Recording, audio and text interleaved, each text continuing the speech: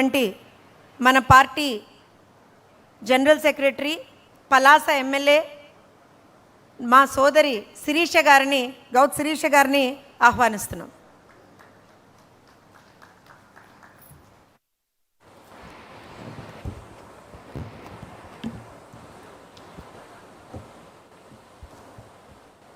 Thank you Jyotsna గారు.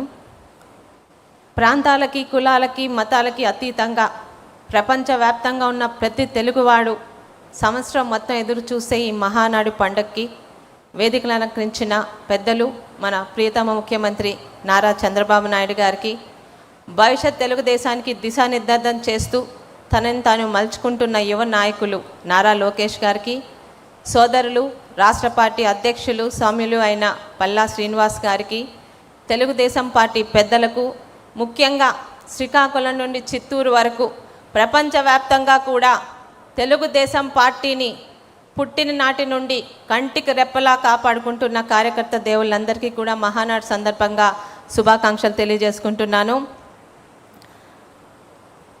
తెలుగుంటి మహిళకు తెలుగింటి ఆడబడుచోని ఒక స్థానం కల్పించి మహిళా సాధికారతకి అత్యధిక ప్రాధాన్యత ఇచ్చిన సందర్భంగా, ముఖ్యంగా సమాజంలో నిర్మాణంలో మహిళల పాత్ర అపారమైనది. ఒక మహిళ బలపడితే కుటుంబం మొత్తం బలపడుతుంది, కుటుంబం బలపడితే సమాజం అభివృద్ధి చెందుతుంది అనే నిజాన్ని ముందుగా గ్రహించిన పార్టీ మన తెలుగుదేశం పార్టీ. సమాజంలో సగానికి పైగా ఉన్న మహిళలను అన్ని విధాలుగా బయటకు తీసుకురావడానికి కూటమి ప్రభుత్వం స్త్రీశక్తి కార్యక్రమం ద్వారా మహిళా అభ్యున్నతి కోసం నాటి తెలుగుదేశం ప్రభుత్వం నేటి కూటమి ప్రభుత్వం ఎన్నో రకాల పథకాలు తీసుకొస్తుంది. స్త్రీ అంటే కేవలం ఒక వ్యక్తి మాత్రమే కాదు, కుటుంబానికి ధైర్యం, సమాజానికి స్ఫూర్తి అని విశ్వసించే పార్టీ తెలుగుదేశం పార్టీ. స్వర్గీయ నందమూరి తారక రామారావు గారు మహిళలకి ఆస్తి హక్కు కల్పించి వారి గౌరవాన్ని పెంచితే, చంద్రబాబు నాయుడు గారు డ్వాక్రా సంఘాల ద్వారా పావలా వడ్డీ స్వయం ఉపాధి పథకాల ద్వారా మధ్యకల్ని ఆర్థికంగా బలోపేతం చేశారు. ఇక మహిళా సాధికారతలో తెలుగుదేశం పాత్ర.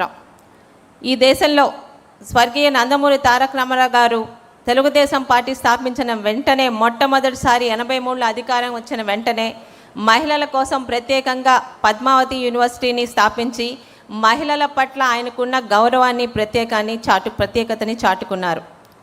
తర్వాత 86లో తండ్రి ఆస్తిలో ఆడపిల్లలకి సమాన హక్కుని కల్పిస్తూ చట్టం చేయడం ద్వారా ప్రతి ఆడపిల్లకి తన పుట్టింటిలోని అత్తింటిలోని గౌరవాన్ని కల్పించిన పెద్దలు మన నందమూరి తారక రామారావు గారు. మహిళల కోసం వితంతు పెన్షన్ ప్రవేశపెట్టిన, వ్యవసాయ పాడి పరిశ్రమలో మహిళా డైరీలు కోఆపరేటివ్ సొసైటీని తీసుకొచ్చిన అది మన తెలుగుదేశం పార్టీ హయాంలోనే జరిగింది. ఇక మహిళల ఆరోగ్యం మరియు సంక్షేమం కోసం మహిళల ఆరోగ్య విషయంలో ఆధునికత సాంకేతికతతో ఆరోగ్య భద్రత మరియు ప్రభుత్వం అనేక కార్యక్రమాలు చేపట్టడం జరిగింది. ఇక సంక్షేమ విషయానికి వస్తే వితంతు పింఛన్ల కోసం 16,27,000 మంది మహిళలకు నెలకి 4,000 చొప్పున ప్రతి నెల 1వ తారీఖున మనం వితంతు పెన్షన్ పంపిణీ చేస్తూనే ఉన్నాం. 2014-19 సమయంలో వితంతువులు కాకుండా అనేక గ్రామాలకు వెళ్ళినప్పుడు పెళ్ళి కాని వయసు కూడా మించిపోయిన ఒంటరి మహిళల గురించి ఆనాటి ముఖ్యమంత్రి చంద్రబాబు నాయుడు గారికి చెప్పడం జరిగితే, పెళ్ళి కాని ఆడపిల్లలే కాదమ్మా, పెళ్ళై భర్త చేత వదిలివేయబడ్డ ఆడపిల్లలు కూడా మన యుద్ధాన్ని ఒంటరి మహిళా పెన్షన్ తీసుకొచ్చింది కూడా 2014-19 టైంలో మన తెలుగుదేశం పార్టీయే, మన ముఖ్యమంత్రి చంద్రబాబు నాయుడు గారే. ఇక కూటమి ప్రభుత్వం వచ్చిన తర్వాత ఎన్నికల్లో ఇచ్చిన హామీ మేరకు తల్లికి వందనం పథకం కింద ఒక్కో బిడ్డకి 15,000 రూపాయల చొప్పున ఇస్తూ ఎంతమంది పిల్లలుంటే అంతమంది పిల్లలకి ఆ తల్లి అకౌంట్లో వేసి తల్లికి గౌరవాన్ని కల్పించిన పార్టీ మన తెలుగుదేశం పార్టీ.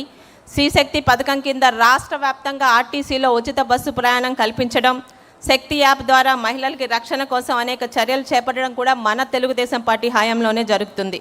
ఇక అంగన్వాడీ కార్యకర్తల వేతనం 7,000 నుండి 11,500కి పెంచి అంగన్వాడీ మహిళలకి బాసటగా నిలిచింది మన తెలుగుదేశం పార్టీ.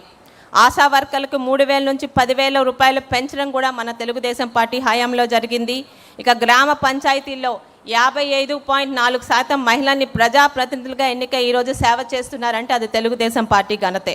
స్థానిక సంస్థల్లో మహిళలకు 50% రిజర్వేషన్ కల్పించిన ఘనత కూడా మన నాయకుడు చంద్రబాబు నాయుడు గారికి, మన తెలుగుదేశం ప్రభుత్వానికి దక్కుతుంది. ఇక విజనరీ లీడర్ దార్శనికుడైన మన ముఖ్యమంత్రి తెలుగుదేశం పార్టీ జాతీయ అధ్యక్షుడు నారా చంద్రబాబు నాయుడు గారి నాయకత్వంలో విద్య, ఉద్యోగం, రాజకీయాల్లో కూడా 33% మహిళలకు రిజర్వేషన్ కల్పించడం జరిగింది. 1995లో మహిళా కమిషన్ ఏర్పాటు చేసిన ఘనత కూడా మన చంద్రబాబు నాయుడు గారిదే.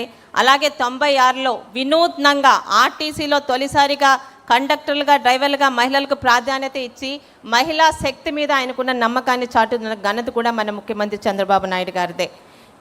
కావలి ప్రతిభాభారతి గారిని తొలి మహిళా అసెంబ్లీ స్పీకర్గా అవకాశం కల్పించిన ఘనత కూడా మన తెలుగుదేశం పార్టీదే. ముఖ్యంగా ప్రతి ఒక్క మహిళని ఆర్థికంగా బలోపేతం చేయడానికి దేశంలో ఎక్కడా లేని విధంగా మొట్టమొదటిసారి ఆంధ్రప్రదేశ్ స్వయం శక్తి సంఘాల డ్వాక్రా గ్రూపులను ఏర్పాటు చేసి పొదుపు ఉద్యమాన్ని ప్రోత్సహించి వారికి ప్రభుత్వం తరపున ఆర్థికంగా ప్రోత్సహిస్తూ 12 లక్షల స్వయం సహాయక సంఘాలలో 1 కోటి మంది సభ్యులను ఏర్పాటు చేసి సమాజంలో అది పెద్ద ఆర్థిక శక్తిగా నిర్మాణం చేసిన ఘనత కూడా మన ప్రియతమ ముఖ్యమంత్రి చంద్రబాబు నాయుడు గారిది. ఇవి పథకాలు మాత్రమే కావు, అనేక మంది మహిళల జీవితాన్ని మార్చిన ఉద్యమాలు. స్వయాన ఆనాటి అమెరికా అధ్యక్షుడైన బిల్ క్లింటన్ సరసన ఒక డ్వాక్రా మహిళను కూర్చోబెట్టి మహిళా సాధికారత పట్ల ఆయనకున్న నిబద్ధతను చాటుకున్న ముఖ్యమంత్రి మన నారా చంద్రబాబు నాయుడు గారు. ఇక ఆ రోజు గౌరవ ముఖ్యమంత్రి చంద్రబాబు నాయుడు గారు ముఖ్యంగా పల్లెటూరులో 2014-19 టైంలో ఇంకా కట్టెల పొయ్యల మీద వండుకుంటున్న మహిళల ఇబ్బందులను చూసి ఇంకా నా ఆడపిల్లలు కట్టెల పొయ్యల వాటిలోనే ఉన్నారా అని చెప్పి ఆ రోజు దీపం పథకం మొదటి పెట్టి 2014-19 దీపం పథకం కింద గ్యాస్ కనెక్షన్లు పొయ్యలు ఇచ్చిన ఘనత మన తెలుగుదేశం ప్రభుత్వాన్ని, మన ముఖ్యమంత్రి నారా చంద్రబాబు నాయుడు గారిది. దాని కొనసాగింపుగా ఈరోజు 2024 మళ్ళీ మన ప్రభుత్వంలోనే దీపం 2 పథకం కింద ఏడాదికి ఉచితంగా 3 సిలిండర్లు ఇస్తుంది మన తెలుగుదేశం పార్టీ. ఇక బాలికల విద్యాభివృద్ధి కోసం ఎన్నో గురుకుల పాఠశాలని ప్రత్యేకంగా బాలికల గురించి ఏర్పాటు చేశాము. విద్యా, ఉద్యోగం, రాజకీయ, సామాజిక రంగంలోనే కాదు ప్రతి ఒక్క మహిళను కూడా పారిశ్రామికవేత్తలుగా, వ్యాపారవేత్తలుగా తీర్చిదిద్దడానికి ప్రభుత్వం అనేక కార్యక్రమాలను చేపట్టడం జరిగింది. ఎంఎస్ఎంఈల ద్వారా మహిళా పారిశ్రామికవేత్తలకు 35% వరకు సబ్సిడీ ఇస్తూ మన ప్రభుత్వం ప్రోత్సహిస్తూనే ఉంది.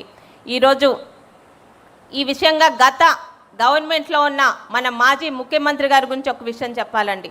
2014-19 మధ్య ఉన్న పాదయాత్రలో నా అక్క చెల్లెములు అని ఎంతోమంది అక్క చెల్లెల మీద చేయి పెట్టిన ముఖ్యమంత్రి గారు, అప్పటి మాజీ ముఖ్యమంత్రి గారు 2019లోని అధికారంలోకి వచ్చాక అందరు అక్క చెల్లెమ్మలనే కాదు తన సొంత కుటుంబంలో కూడా అక్క చెల్లెల మీద భస్మాసుర హస్తం పెట్టిన ఆనాటి ముఖ్యమంత్రి వైఎస్ జగన్మోహన్ రెడ్డి గారైతే ఈరోజు మహిళా సాధికారతని మాటల ద్వారా కాదు చేతల ద్వారా నిరూపించడానికి నిత్యం ప్రజాక్షేత్రంలో ఉన్న తన ఇంటి బాధ్యతని తన సతీమణి, తన కోడలు గారి చేతిలో పెట్టి my home is really safe in my family women అని ఈరోజు మహిళా సాధికారత పట్ల నిబద్ధతను చాటుకున్న ఏకైక ముఖ్యమంత్రి మన నారా చంద్రబాబు నాయుడు గారు.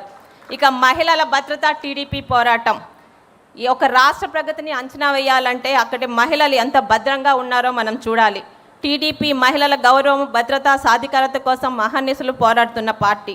మహిళా సాధికారత అన్నది కేవలం ఒక నినాదం కాదు, అది టీడీపీ మేనిఫెస్టోలోని ప్రాథమిక సిద్ధాంతం కూడా. అరాచక శక్తుల మీద రాజీ లేని పోరాటం చేస్తూ ఈ డిజిటల్ యుగంలో కూడా కొత్త తరానికి భరోసా ఇస్తూ ముందుకు సాగుతుంది మన తెలుగుదేశం పార్టీ.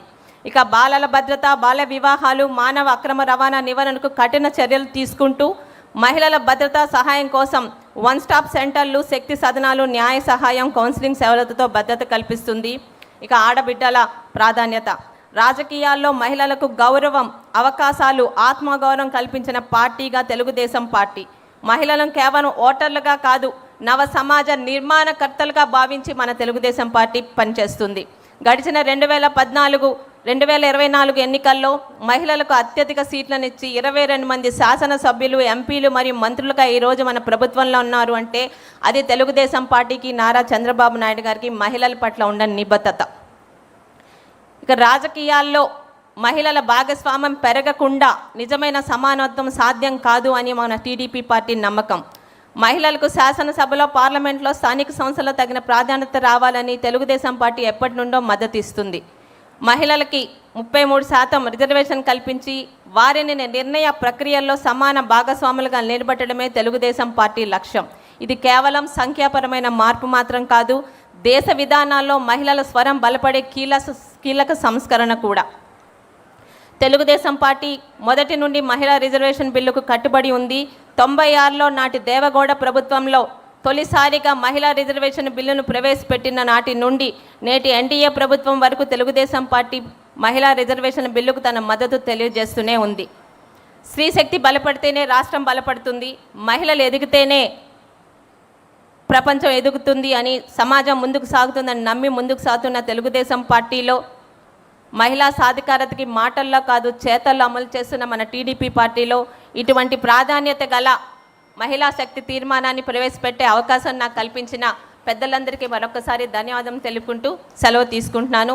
జై తెలుగుదేశం, జై చంద్రబాబు నాయుడు గారు. ధన్యవాదాలు శిరీష గారు. మహిళా సాధికారత మీద తీర్మానాన్ని ప్రవేశపెట్టవలసిందిగా పాలిట్ బ్యూరో సభ్యురాలు గంట్యాడ శ్రీదేవి గారిని ఆహ్వానిస్తున్నాం. ఒక మండల పార్టీ అధ్యక్షురాల్ని పాలిట్ బ్యూరో సభ్యురాలుగా